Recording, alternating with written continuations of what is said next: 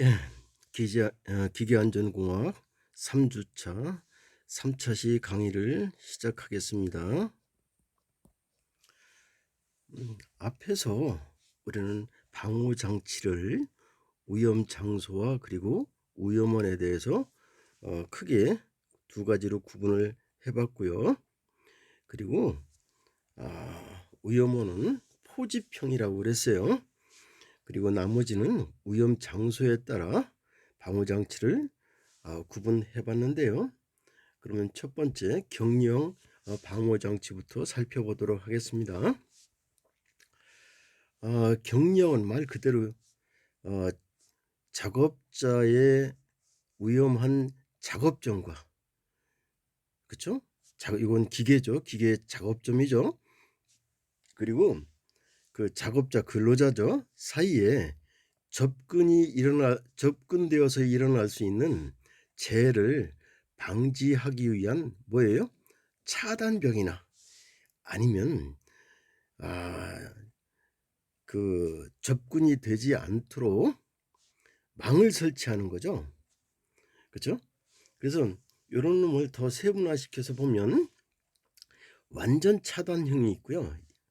그리고 두 번째 덮개형이 있고 안전 방책이 있을 거예요. 첫 번째로 그 완전 차단형 방호 장치에 대해서 한번 살펴보도록 하겠습니다. 지금 격리형을 얘기하고 있습니다. 완전 차단이라는 건요, 방향에 관계없이 위험 장소에 접근하지 못하도록 온전하게 차단하는 건데요. 이런 경우는 완전 차단형 방호 장치가 사용되는 경우 어딘가 한번 살펴보도록 할게요.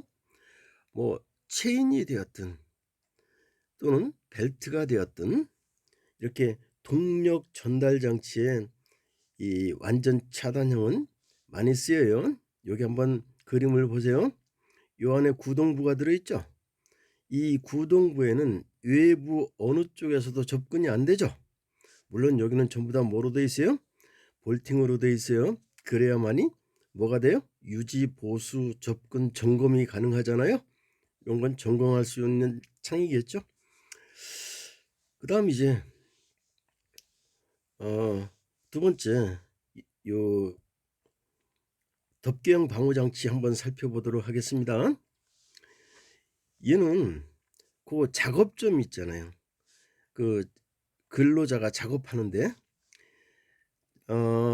작업점 이외에 사람이 접촉한다거나 말려들 위험이 있는 곳에 그 장소에 뭐를 씌워요? 덮개를 씌우는 거예요.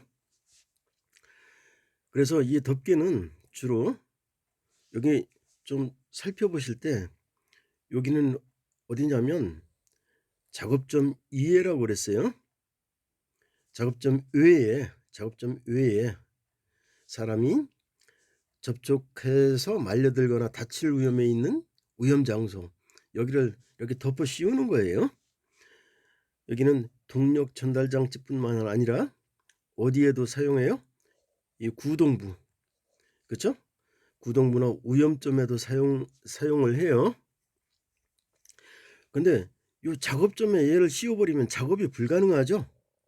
여기 작업점에 여기를 덮개로 씌워버리면 뭐가 안 돼요? 작업이 불가능하기 때문에 그래요. 그래서 작업점 이외에 다른 구동부에 다른 구동부의 위험 장소를 덮어 씌우는 거예요. 그 우울은요, 이게 여기 보면 이 철망으로 돼 있죠. 이게 우울이거든요. 얘는 완전하게 사람이 접근하지 못하도록 우울을 씌우는 건데요. 이런 경우 여러분들이 보는 것들은 어디예요? 뭐 발전소에 터빈 해놨는데요. 여러분들이 터빈은 쉽게 보기가 어렵죠. 그 발전소의 전기 터빈을 보시기 전까지는. 그런데 여러분들이 쉽게 볼 수 있는 게 전기 설비. 예를 들어 보면 어디 있을까요? 그 뭐 변압기가 있는 설비, 이런 데 가면 전부 다 뭐가 만들어져 있어요? 이와 같이 울이 만들어져 있죠. 그렇죠? 그 다음 이제 위치 제한형 이런 놈 한번 볼게요. 이게 뭐야? 이게 어떻게 위치를 제한하죠? 예, 여기 보면 뭐가 있어요? 버튼이 두 개가 있어요. 요 놈을 한번 살펴보도록 할게요.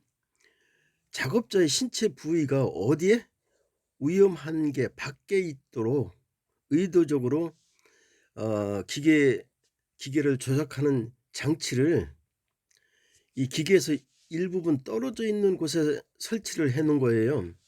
무슨 말이냐면요. 요 버튼이 두 개가 있는데요. 버튼 하나만 눌러서 조작이 되는 게 아니고 버튼을 두 개를 눌러야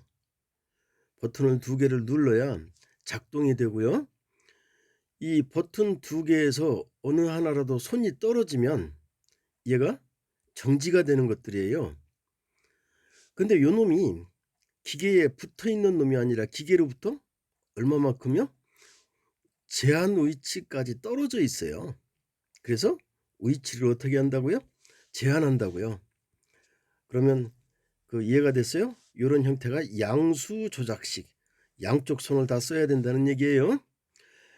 그 다음 이제 또 뭐가 있냐면 요 놈이네요. 접근 거부형. 이 내용을 설명하기 전에 예를 한번 볼게요. 요 놈들이에요. 요 놈이 작업자나 작업자의 신체 부위가 어디에 도달하면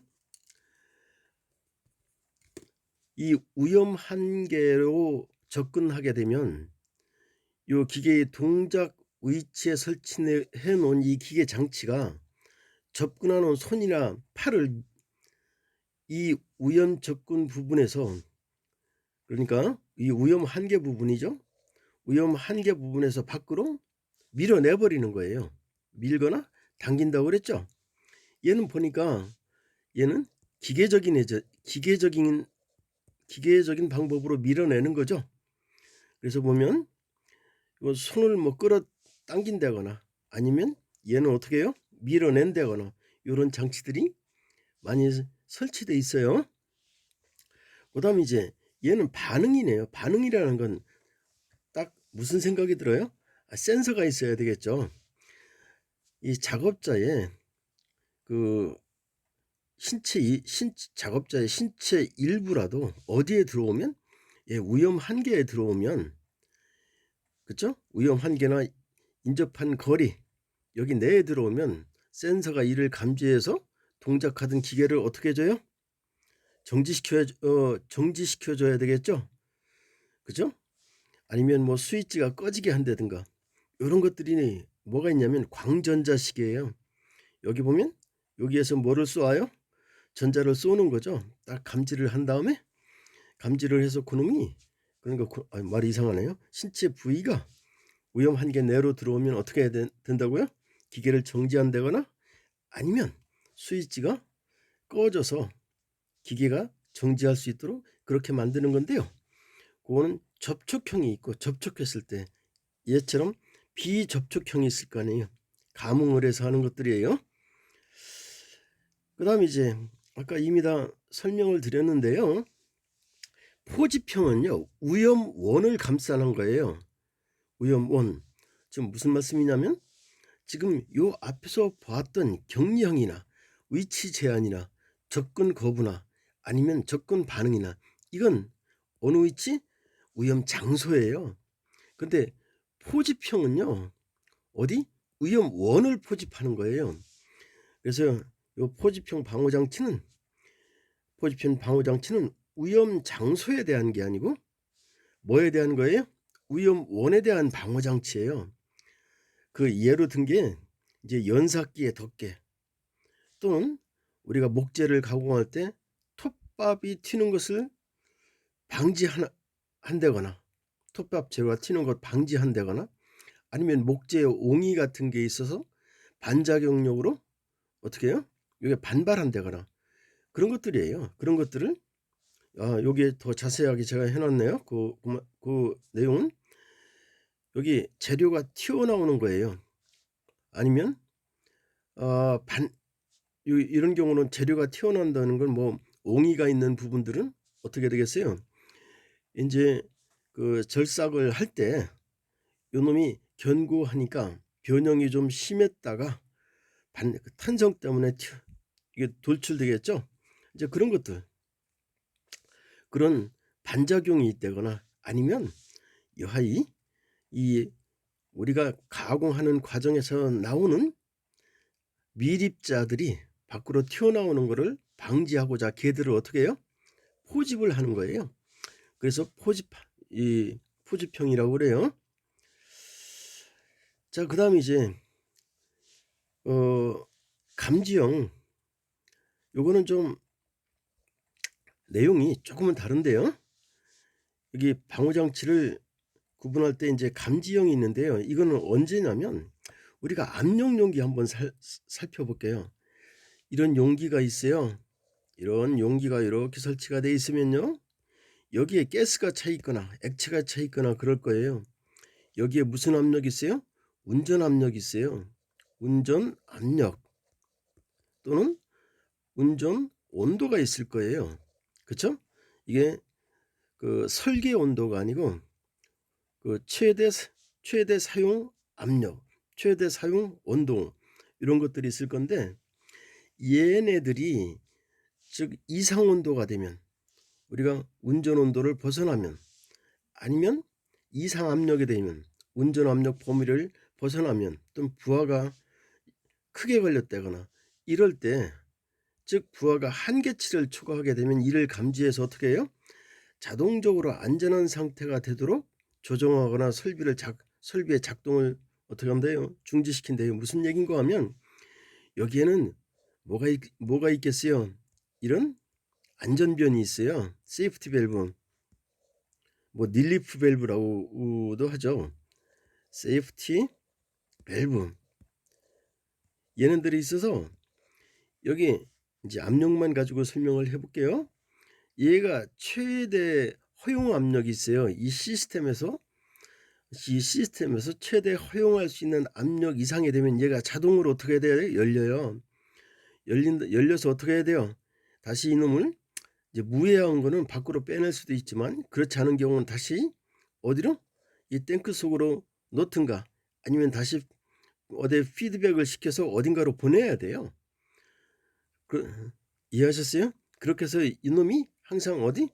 운전 압력 사용 범주 내에서 작동하도록 그렇게 만들어야 돼요. 얘네들은 전부 다 어떻게 해요? 감지 센서를 이용해서 감지할 수밖에 없어요. 그래서 얘들을 감지형 방호장치 이렇게 얘기를 해요.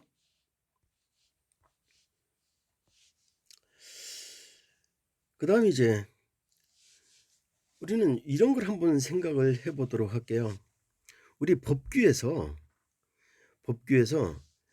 방호장치 설치 대상 위험 기계기구 이렇게 분류를 했어요. 이게 산업안전보건법이에요.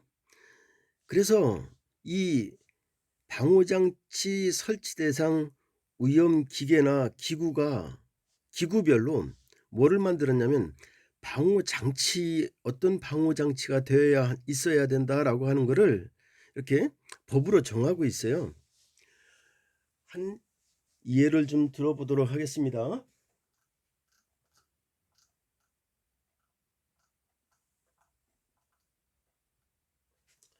예를 들어보면 요 프레스나 전단기가 있네요.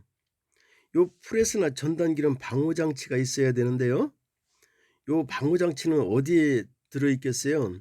요 작업점 앞에 있겠죠. 여기에는 방호장치가 광전자식 접근 금지죠. 그쵸? 접근하면 뭐 센싱을 한다거나 기계적으로 한다거나, 그래서 어떻게 돼요? 뭐 밀어내는 놈도 있을 것이고, 아니면 투입시켜서 기계를 작동이 정지되도록 그렇게 만드는 놈도 있을 거고요. 이건 전자식이고요. 이건 양수 조작식. 아까 근접에 대해서 설명을 해드렸죠. 자, 여기 보시면 근접 거부 이렇게 돼 있었어요. 이건 근접 거부형이고, 뭐 이거는 가드식이고, 아예 가드를 고정형으로 만들어낸 거예요. 요건 접근하면 접근하지 못하도록 쳐내는 거예요. 요건 같은 기능인데요. 천원되거나 수인 끌어당긴다거나 요런 것들을 설치를 해야 돼요. 그리고 만약에 요 기계가 롤러이면, 롤러는 대개 어떻게 돼 있어요? 롤러 하나만 있는 경우는 없죠. 롤러가 어떻게 돼 있겠어요? 이렇게 돼 있을 거예요. 하나는 회전을 이렇게 할 거고요. 하나는 이렇게 회전을 할 거예요. 즉 방향이 반대여야 여기에 이렇게 피 가공체가 여기 이 안으로 롤링 될 수 있도록 이 안으로 들어오겠죠. 이때 급정지장치, 그렇죠? 급정지장치는 이 조작을 하는데 손으로도 할 수 있고요. 요 배 복부로 이렇게 밀어볼 수도 있고요. 무릎으로 할 수도 있고요. 요런 거나 뭐 가드를 설치한다거나, 그렇죠? 이제 요런 방법을 쓸 수 있어요. 그리고 연삭기 볼게요. 연삭기 아까 살펴보셨어요? 요런 것들은요, 종류에 따라 좀 다를 건데 반드시 요건 고정형도 가능하겠지만 뭐가 있어야 되겠어요? 포집형. 그쵸? 위험원에서 그 방호장치, 그러니까 분류를 할 때 위험원에 따라 분류한 거죠. 이때 포집형으로 쓸 수도 있는 애들이에요. 뭐 비산, 그래서 비산 방지장치. 요거는 아까 제가 설명드렸어요. 포집형도 가능한 애들이에요. 그 다음에 양중기, 이거 말 그대로 뭐예요? 중량물을 리프팅 한다는 얘기잖아요. 그래서 살펴봤더니 요런 놈들이 주로 쓰이는 건 뭐 크레인, 곤돌라, 리프트, 승강기 전부 다 뭐예요? 되게 수직 운동을 하면서 중량물을 들어 올린다거나 내리는 것들이잖아요. 얘들에는 반드시 없어서는 안 되는 게 과부하 장치가 있고요. 권과 방지 장치가 있어요. 얘가 상한점이 있고 하한점이 있어서 그 이상 되면 와이어 로프가 더 이상 어떻게 해야 돼요? 감기면 안 돼요. 권과예요. 지나치게 감겨서 위에 부닥친다거나 밑에 충격을 가하면 안 되는 거거든요. 그래서 똑같이 이런 놈도 있고요. 그리고 곤돌러 같은 건 제어 장치가 있고요. 리프트도 이것들은 다 똑같아요. 승강기 한번 볼게요. 승강기는 리미트 스위치가 있어요. 그렇죠? 그리고 속도 조속기도 있고 리미트 스위치가 있고요. 비상 정지 장치가 있고요. 리미트 스위치가 있어서 우리가 정지할 때 어떤 리미트 범주 내에 들어가야죠. 예를 들어서 아파트 층과 층 사이에서 얘가 정지해 버리면 안 되잖아요. 그다음에 이제 목재 가공용 톱, 이런 경우는 날 접촉이 되지 않도록, 날 접촉이 되면 어떻게 돼요? 절단이 되죠. 그렇죠? 그리고 반발 예방 장치, 아까 제가 탄성 얘기했었는데 요런 놈들이에요. 목재 가공용 둥근 톱에서 얘가 옹이 같은 게 있을 경우 얘가 힘은 가해지는데 절단이 금방 안 되잖아요. 걔가 견고하니까. 그런데 절단이 되면서 가했던 하중이 풀리면서 뭐가 돼요? 뉴턴의 세 번째 법칙에 따라 반발하게 돼요. 그런 거 예방 장치, 이런 것들이 필요할 거예요. 그리고 이 동력식 대패죠. 이런 경우도 하여튼간 날이 있으니까, 절상 날이 있으니까 뭐 해야 돼요? 접촉하면 안 돼요. 아까 우리가 또 살펴봤던 뭐가 있나요? 압력용기 같은 경우는 어떻게 해요? 압력이 사용 압력 범주 내에 있을 수 있도록 세이프티 밸브 또는 릴리프 밸브를 써서 어떻게 해야 돼요? 압력을 사용 범주 내로 줄여줘야 돼요. 그쵸? 그리고 어떤 액체이면 그걸 다른 쪽으로 다시 피드백 할 수 있는 언로드 밸브도 있어야 되고요. 이 보일러도 똑같아요. 보일러도요, 우리가 산업용 보일러 같은 경우는 고압에 뭐를 만들어요? 증기를 만들잖아요. 증기를 만들어서 발전을 하게 되잖아요. 그러려면 그 보일러의 압력 조절 장치, 그러니까 그 압력이 최대 최소 허용 범위 내에 있도록 해야 돼요. 그 이상이 되면 방출을 해야 돼요. 그래서 여기 스위치도 있고요. 그리고 또 중요한 게 뭐냐면 수위가 최저 허용 그 수위가 있고 최대 허용 수위가 있고 정상 운전 수위가 있어요. 그래서 수위 조절을 해야 되는 이런 방호 장치가 필요해요. 그리고 여러분들 그 사고 난 거 좀 보셨죠? 어디서 사고 났어요? 이번 뭐 어디 세종 가는데 어딘가에 저 그게 뭐예요? 고가 비슷한 거 만드는데 그 크게 사고가 나서 그 작업자들도 많이 사망을 했죠. 그뿐만 아니고 그 얼마 전에는 경기도 저 어디야? 경기도 소래 쪽에서 SK인가 어딘가 그쪽에서 이렇게 작업하는데 거기서도 그 고가 그 도로를 만드는데 그 저 가드인가요? 그게 부러져 가지고 사상자가 발생하고 그랬었죠. 그 주변을 지나가다 보면 지금도 아직 거기 공사를 못 하고 있더라고요. 자, 그런 애들은 그런 곳에는 반드시 뭐를 만들어야 돼요? 추락이나 그렇죠? 붕괴 등 이런 거 방호에 필요한 가설 기자재를 만들어야 돼요. 예를 들어서 뭐 비계가 됐든 아니면 파이프 서포트가 됐든 이런 것들을 만들어야 되는데 거긴 보니까 그런 것들은 안 보이더라고요. 그다음에 이제 이것도 산업안전보건법에 따른 건데요.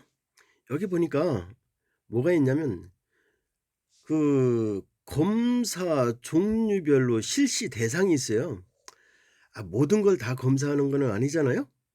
그래서 설계 검사를 받아야 되는 것들은 어떤 것들이 있나 보세요. 크레인이 있는데요. 크레인이 있는데 전격 하중이 500kg 포스 이상이래요.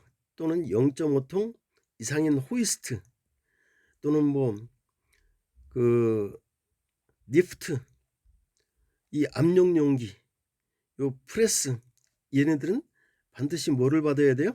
설계 검사를 받아야 돼요. 그 다음에 설계 검사는 뭐로 해요? 그 서류로 보는 거예요. 설계니까. 그 다음에 이제 설계 검사가 끝나면요. 어떤 놈은 중간에는 검사할 수 있는 방법이 없어요. 그러니까 완성 검사를 해보는 거예요.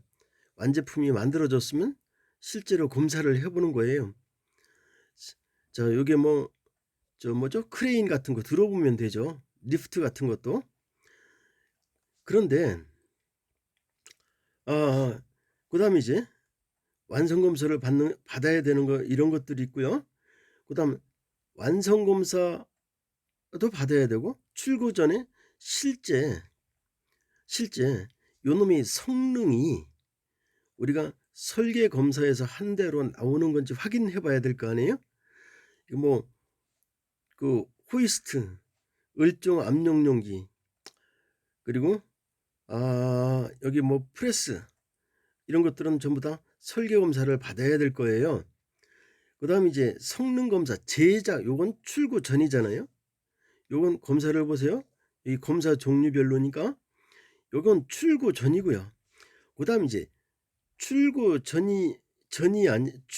전뿐만 아니라 그 제작 중에도 검사를 받아야 되는 것들이 있어요. 제작 과정에서요. 그 검사들은 뭐 용접부 검사를 하든가 아니면 자재 검사를 하든가 이 검사하는 방법들이 다양할 건데 여러 가지가 있을 건데요. 걔네들은 언제냐면 제작 중에 검사를 하게 돼요. 그렇죠? 뭐 성능 검사할 때는 주로 어떻게 해요? 압력 용기 같은 경우는 수압 테스트를 하겠죠. 근데 제작 중에도 이 성능 검사를 해요. 여기는 뭐 주로 성능 검사 받는 거는 여기 갑종이에요. 을종이 아니고 요 갑종일 텐데요. 요건 이제 성능 검사 목록이 있어요. 그거에 따라 제작 중에 그러니까 제작 중이라는 게 뭐냐면 그 재료가 들어왔어요. 제작 재료가 들어오잖아요. 여기 이제 출고가 있을 거 아니에요. 출고 시점 또는 완성이 됐을 때 요 중간에는 뭐예요? 제작 중이잖아요. 제작 중. 요때 받는 검사들이에요. 즉 완제품이 만들어지기 전에 받는 검사 항목들이 있어요. 그다음에 이제 정기 검사 한번 살펴보도록 할게요. 여기 요 정기 검사는요. 일정 주기로 정기적으로 받아야 되는 것들이에요. 그 살펴보니까 크레인이 몇 톤 이상이요? 3톤 이상. 그리고 압력 용기도 얘들이 정기적으로 검사를 받아야 돼요. 정기적으로 검사를 받지 않다가 나중에 부식이 됐든 아니면 시스템 이상으로 설계 압력 이상이 됐든 그래서 사고가 나면요. 이 진동에 의한 사고가 얘가 빵 터지면 어떻게 돼요? 파가 만들어지잖아요. 웨이브. 웨이브 때문에 뭐가 만들어져요? 진동이 만들어지죠? 그럼 주변에 모두가 다 큰 재해가 일어나요. 그 다음 이제 요 방어장치 일곱 번째 뭐가 한번 살펴봐야 되냐면요. 여기 동력에 의해서 작동이 되는 기구가 갖추어야 할 무슨 장치? 추가적인 방어장치라고 그랬어요. 얘는 위치가 어디예요? 우리는 앞에서 얘기할 때 어디예요? 작업점에서 구분을 했었잖아요. 근데 이제는 작업점 위치 이외에도 추가로 갖추어야 할 방어장치가 있다고요. 이놈들에 대해서 한번 잠시 살펴봐 보도록 하겠습니다.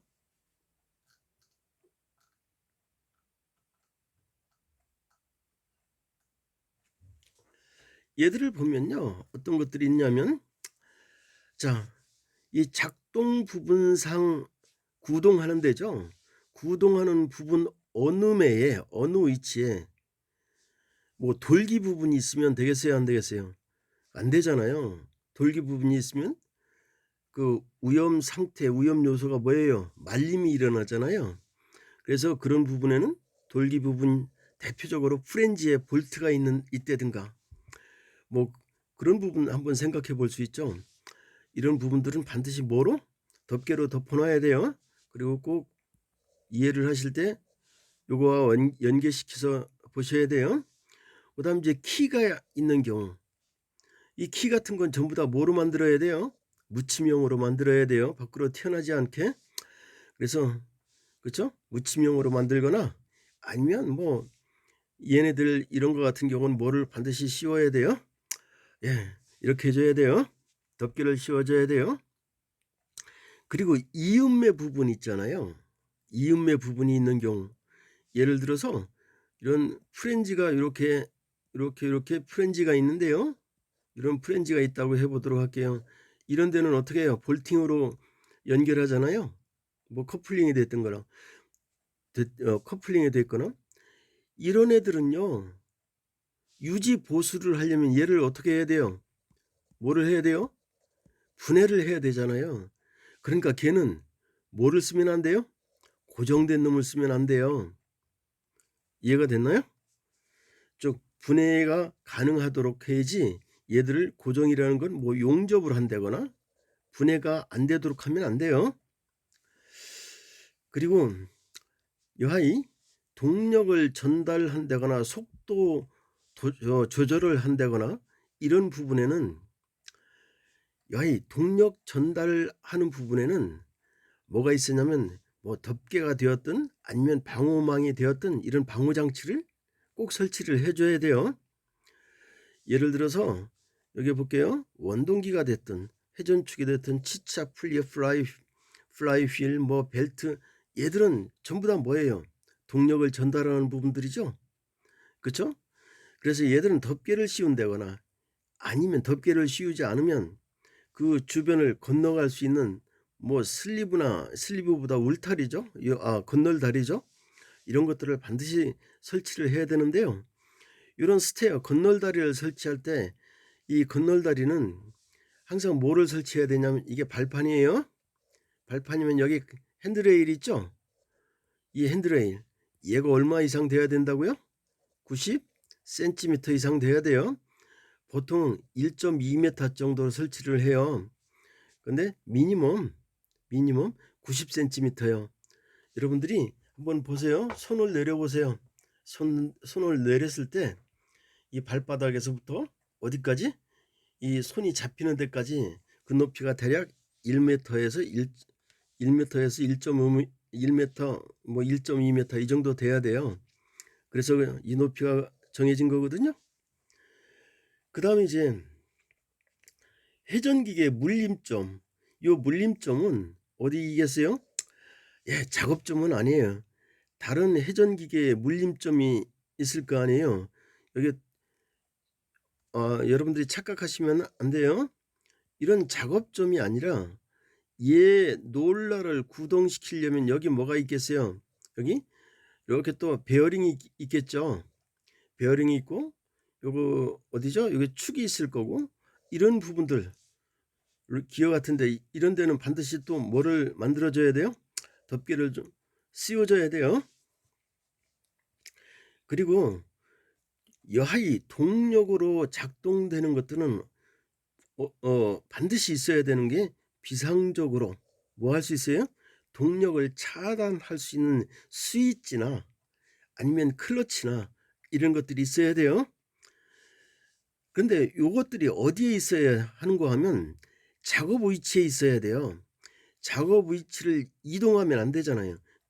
작업하는 위치를 이동하지 않고 조작할 수 있는 위치에 동력을 차단할 수 있는 그런 장치가 있어야 돼요. 그다음에 이제 아까 제가 가드 이렇게 얘기를 여러 번 했었어요. 어떤 경우가 있냐면 가드는요 말 그대로 기계의 일부예요. 방호 장치는 기계 일부가 아니죠. 가드 이외의 방호 장치를 가드 이외의 장치를 우리는 뭐라고 그랬어요? 방호 장치 이렇게 얘기했는데요. 주로 요 기계 가드는요 기계 일부로 방호 기능을 수행하는 물리적인 장벽에서 아까 설명하기를 케이싱이나 덮개나 아니면 스크린 아니면 거기에 붙어있는 뭐 울타리 우울이라든가 이런 애들을 가드라고 그랬어요. 그래서 이 안전가드는 살펴보면 기계에 물리적으로 접근이 안 되도록 또는 접근하기 어렵도록 펜스나 아니면 차단 기구 여기 고정식인데요. 이런 걸 설치하는 경우고요. 만약에 여기서 고정식이라는 건요. 요 얘기는 움직이지 않는다는 얘기예요. 유지 보수가 안 된다는 얘기 그런 얘기가 아니고 얘가 이동할 수 있는 애들이 아니고 그 자리에 고정할 수 있는 애들이에요. 당연히 얘들도 어떻게 만들어야 돼요? 용접식이 아니고 유지 보수를 해야 되니까 뭐 볼트가 됐든 뭐 그 이에 유지 보수 분해가 가능하도록 유지 보수 분해 점검 뭐 이런 것들이 가능하도록 해줘야 돼요. 근데 때에 따라서 이와 같이 고정식 가드를 선택하기가 또는 설치하기가 불가능하거나 바람직하지 않은 경우 이런 경우는 어떻게 해요? 이런 경우는 누군가가 위험 지역으로 접근하는 경우 기계나 기계의 일부가 됐든 기계 전체를 차단한다거나 그렇죠? 아니면 다른 수단으로 그 기계를 안전한 상태 또는 정지 상태로 만들 수 있는 제어 기술이 제어 미안합니다. 제어 솔루션이 있어야 돼요. 이런 경우는. 근데 대개 이런 것도 있지만 이쪽이 많이 설치되어 있죠. 그다음에 이제 요 가드의 종류 몇 가지를 한번 구분해서 살펴보도록 할게요. 가드는요. 고정식이 있고 인터록식이 있고 자동식이 있고 조절식이 있고 이동식이 있어요. 고정식은 앞에서 여러분들이 많이 봤어요. 여기 볼게요. 이 고정식 가드는 이건 우울이죠. 고정식 우울이에요. 얘는 어떻게 만들었어요? 굉장히 여기 앵커를 박아서 얘들이 움직이지 않도록 제 위치에서 자리 이동이 되지 않도록 그렇게 만들었네요. 자, 이동식은 어떻게 해요? 얘들을 일시적으로 자리를 움직일 수 있도록 만들어 놓은 것들이죠. 뒤에서 그림을 하나하나 보면서 설명해 보도록 할게요. 자, 이 고정식 가드는요, 물리적 장벽을 이용해서 보호하는 기능을 제공하는 이 가드니까요. 요 물리적 장벽을 이용해서 보호하는 기능을 제공하는 기계의 뭐래요? 일부라고 돼 있어요. 그러니까 여기도 보면 이게 만약에 고정식 가드이고 이 안에 이게 뭔지는 모르겠어요. 이 기계 자체 내에 얘가 요 기계를 에워싸고 있는 베이스에 요게 이렇게 감싸져 있을 거예요. 그래서 가드는 펜스가 됐든 차단물이 됐든 커버가 됐든 이런 것이 있는데요. 이 가드를 용접하거나 아니면 접착제로 붙이거나 아니면 고정 장치를 이용해서 부착할 수도 있다고 그랬는데요. 이런 경우는 이런 경우는 이동을 한다거나 뭐 그런 일을 안 하겠다는 거예요. 자, 그런 일을 안 할 수 있는 것들이 유지 보수를 안 해야 되는 쪽에는 이런 게 가능하지만, 아니면 또 어떤 것도 있냐면 혼합돼 있죠. 사람이 들어가서 유지 보수해야 되는 그 부분에는 고정식으로 만들었을 거고요. 그렇지 안 하고 이런 부분 되겠죠. 이런 부분들은 어떻게 여기 보면 뭐 이런 부분들, 얘네들은 유지 보수가 필요 없는 애들이에요. 그런 부분은 뭐로 해도 돼요? 용접을 해도 되겠죠. 그렇죠? 그리고 그 얘기를 좀 고정식 가드에서 해드리고 싶었고요. 이 고정식 가드는 여하이 물리적 장벽이니까 물리적으로 기계에 접근하기 쉽지 않도록 만들어 놓은 가드예요. 자, 인터럽 가드는요, 얘가 정상 작동하기 위한 조건이 되지 않으면 자동적으로 작동할 수 없도록 하는 가드, 이건 인터럽 가드고요. 자동식은요, 얘가 고정식이나 인터럽식 가드를 실용적으로 사용하지 못할 경우에 작업자와 무관하게 어떻게 자동적으로 작동할 수 있도록 그렇게 만들어 놓은 가드예요. 그래서 여기는 여기 요렇게 인터록식은 여기를 보시면 되고, 자동식은 요 놈을 보시면 쉽게 이해가 되겠죠? 그 다음 이제 조절식 가드 한번 살펴보도록 할게요. 이 조절식 가드는요, 여기 보면 뭐가 있을까요? 우리가 여하이 어떤 경우도 이 신체 일부가 어디까지 접근해야 되는 것들이 있을까요? 이거 톱이네요. 이 톱인 것 같아요. 이 사람이 목재를 지금 어떻게 하고 계세요? 이게 뭐 톱 같기도 한데 목재를 지금 밀어 놓고 있어서 여기 보니까 절단하고 있네요. 자, 이런 경우 조절식 가드인데요. 여하이 조절식 가드는 뭐냐면 위험 구역에 접근을 완전히 뭐 하지 못해요? 막을 수 없을 때, 금지할 수가 없을 때 요때 조절식 가드를 쓰는데요. 대표적으로 요거 바이트나 드릴 기계 그 바이트 부분이나 요 톱날 부분이나 이런 부분이에요. 이런 부분들은 작업 형태에 따라 유형에 따라 수동이나 자동으로 조절이 가능해야 되고요. 그리고 공구를 사용하지 않고도 쉽게 조절이 가능해야 돼요. 자, 작업 유형에 따라 어떤 놈은 수동으로 뭐 위치 조정을 한다거나 이럴 수도 있을 것이고, 어떤 놈은 조절이 가능한데 자동으로 센싱을 해서 자동으로 할 수 있는 경우가 있겠죠. 만약에 이 작업자가 조절하기에 너무 복잡하게 되면요, 이 사람들이 어떻게 돼요? 이거 개방시킨 채 그대로 이렇게 두지 않게 그 가드의 가드 조절을 쉽게 할 수 있도록 만들어야 되는데 이리 여하이 작업자가 이 가드를 조절하는데 너무 복잡해서 불편함을 느끼지 않도록 쉽게 조절할 수 그 조절이 가능하도록 만들어 줘야 돼요. 왜냐하면 얘가 복잡하면 조절하는 게 복잡하면 사람들 본능적으로 어떻게 해요? 짜증내죠. 또 용감한 사람들, 제가 표현을 용감하다고 그랬을 뿐이지 좀 그렇게 하면 안 되는 거죠. 제거해 버리는 사람 있잖아요. 제거 옛날에 옛날도 아니죠. 프레스 같은 경우에 어떻게 해요? 안전 가드를 그 가드가 있는데 작업 효율 또는 생산 효율이 떨어지고 답답하다고 어떻게 해요? 그 기능을 정지시켜 놓고 일을 하다가 큰 사고가 나는 것들, 즉 손가락이나 뭐가 됐든 절단 사고가 일어나는 경우가 왕왕 있어요. 그런 것들을 이제 저 같은 경우는 여러 번 봤는데 여러분들은 잘 모르겠습니다. 조심해야 돼요. 그다음 이동식 볼게요.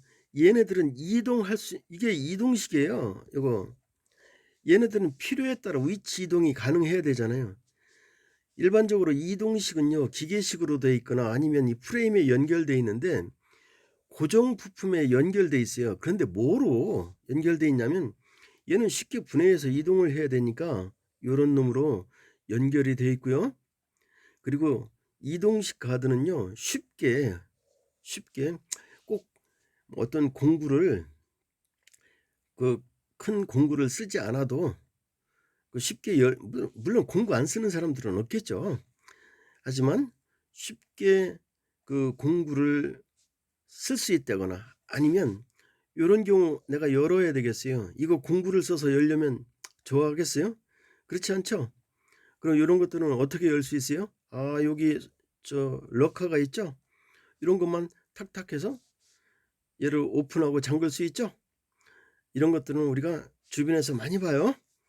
이렇게 만들 수도 있어요. 그리고 요 방호 이 가드를 선정할 때 여러분들이 그냥 선정하면 안 돼요. 조금만요. 이제 조건들을 한번 그 선정할 때 고려해야 되는 내용들을 살펴보면요. 내가 어떤 장치, 어떤 종류의 그 이 가드를 선택하려고 하죠. 자, 어떤 종류의 가드를 선택해야 되냐 이런 생각을 하기 전에 우리는 내가 어떤 장치, 내가 이 가드를 선택해서 설치할 뭐를 알아야 돼요. 그 장치가 뭔가를 한번 알아야 되잖아요. 그리고 이 반응 시간이라는 게 뭐냐면 우리가 이 접근 금지형이 됐든 뭐 반응식이 됐든 감지형이 됐든 얘가 세워라 내워라 하면 안 되죠. 그렇죠? 반응하는 시간 제한이 있어야 돼요. 몇 초 내에 반응 뭐 이런 게 있어야 될 거 아니에요. 그리고 요거하고 같은 얘기인데요. 이 안전가드가 작동한 후에 기계가 안전한 상태로 도달하는데 걸리는 시간이 있어야 될 거 아니에요. 이게 되게 관성을 이용하는 애들이 이런 문제를 일으켜요. 플라이 휠이 있잖아요. 얘가 고속으로 돌게 되면 얘가 동력을 끈다고 해도 동력을 정지시킨다거나 전원을 단락시킨다고 해도 얘가 관성 때문에 어떻게 돼요? 회전하잖아요. 그래서 안전한 상태는 어떤 상태까지 와야 돼요? 정지 상태까지 와야 되잖아요. 이때 시간이 얼마나 걸려야 되는지 여러분 이거 쉽게 보는 게 세탁기나 아니면 저 뭐예요? 저 탈수기 같은 데 보시면 돼요. 그리고 신체 일부분이 감지되는 구성 요소로부터 위험 구역으로 움직이는 경로, 그 경로가 어떤가에 따라 그 경로에 따라도 한번 살펴봐야 돼요. 설치할 때 사람이 아무 위치에서나 쑥쑥 들어올 수 있으면 얘가 완전 격리형, 완전 차단형을 써야 되겠죠. 그죠? 이제 그래서 그 경로도 살펴봐야 되고요. 장치와 오염구역 사이에 사람이 있을 가능성, 그리고 또는 감지되지 않고 오염구역 내에 접근할 수 있는 가능성이 있는지, 이런 것들 하나하나 면밀히 살펴봐야 돼요. 생각 없이 들어오는, 딱 이렇게 통로 금지돼 있는데도 들어오는 사람들 있죠, 용감하게. 하여튼간 그래서 선정할 때 요 7가지 요소를 여러분들이 고려를 해주셔야 돼요. 그 다음에 이제 마지막으로 살펴보면 요 방호 우울이 있는데요. 우리가 작업자가 이 위험 위치 내에 접근하지 못하도록 고정 방벽을 이렇게 세우는데요. 이때 보통 요 높이가 얼마냐면 2500mm 또는 2.5m예요. 그런데 우리가 이렇게 2.5m까지 설치할 수 없는 그런 상황에 놓일 수도 있잖아요. 그게 이제 요 놈인데요. 여기를 한번 와서 살펴보도록 할게요. 여기 보면 형편상 요 방벽의 높이를 이만큼 2500mm만큼 설치할 수 없을 때, 얘는 요 방벽의 높이를, 요 방벽의 높이 A죠. 여기 있네, B네요. 여기 요 보호 구조물이라고 되어 있는 방벽의 높이를 위험점으로부터, 그러니까 이걸 설치할 수 없는 경우에요. 요때는 요 위험점의 높이와 그리고 위험점에서 얼마만큼 떨어져 있을 때 요 두 개의 기준에 따라 요 방벽 또는 뭐 여기선 보호 구조물이라고 돼 있어요. 요게 요 놈을 얘기하는 거예요. 요 놈의 높이를 이제 선택을 해야 되는데 어떻게 하는지 한번 살펴보도록 할게요. 여기 A를 한번 볼게요. 위험 부위의 높이. 위험 부위의 높이가 예를 들어서 2000이라고 2000mm라고 생각을 해보도록 할게요. 그런데 요 놈이 2000mm인데 여기 위험점으로부터 내가 설치할 방벽까지 거리가 있을 거 아니에요. 거리가 예를 들어서 여기 좀 한번 지워볼게요. 아이고요, PDF로 안 지워지네요. 여기 다른 예로 들어보도록 할게요. 되어 있으니까, 만약에 요 위험부위의 높이가 1600이에요. 1600. 그리고 내가 설치할 요 보호 구역까지의 거리 C죠. 요 C가 얼마라고 할까요? 이렇게 한번 보세요. 그냥 쉽게 900mm라고 할까요? 900mm이면 그때 요 놈의 높이 얼마로 해요? 예, 1600. 그러면 요 900mm가 아니고 그놈보다 좀 가까운 경우 한번 살펴보도록 할게요. 그놈보다 가까운 경우는 뭐가 있겠어요? 500mm가 있죠? 500mm이면 이렇게 돼요. 그럼 요거 높이를 얼마로 해줘야 돼요? 1800mm. 멀리 떨어지면 떨어질수록 이 높이를 어떻게 해줘야 돼요? 낮게 해줘도 되죠? 여기까지 이해가 됐어요? 예, 이렇게 해서 3주차 3차시 강의를 모두 종료하고요. 4주차에는 요 챕터 4를 강의를 진행하도록 하겠습니다. 그리고 한 가지